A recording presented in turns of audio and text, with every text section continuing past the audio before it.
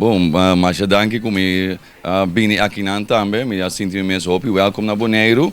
Então, ja, nós trabalhamos duro para chegar no momento aqui. Sim, mas nós na último viagem nós estamos aqui na ainda tudo punches na notava dariba pero agora que sim, lo que nós mira para dentro boniteza para o que tem que na mas mira também com a parte de biña tem mais tipo de bebida, tá? Seguro.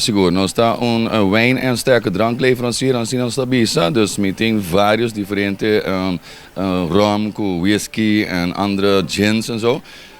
Dus nós está assim nós queremos echt doen algo na pueblo de Boneiru, com algo diferente, algo variar e nós botamos dentro ambiente, botamos aqui que nós temos.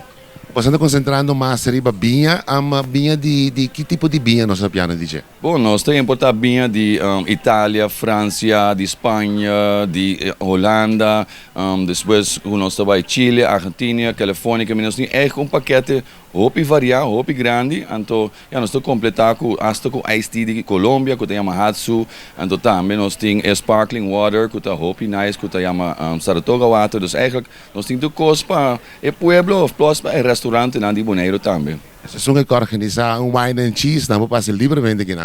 Seguro. Se não quer organizar algo assim, nós também organizar, cada 3 lunas, nós estamos a mitad del vino, então nós temos tema, por exemplo, nós temos Norte Itália, nós temos chef bem dentro, chef local, porque nós suporta echt local, então nós estamos a pairing, então nós explicando qual nós está tomando, então com o wine spice também dentro palette. Nós sabemos que o sortimento é grande, é hopi, pero me saco tem par de biña isso não é mais bem de lande.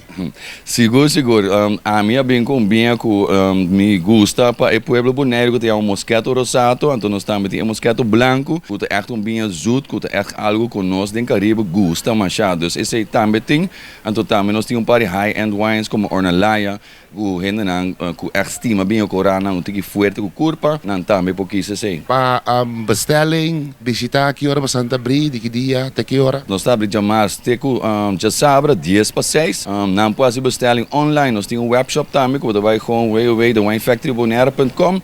Na bestelling de 6 botas e mais, nós deliver grátis. Ja, restaurante não, então se não te pede hasta bota, nós está ali curio.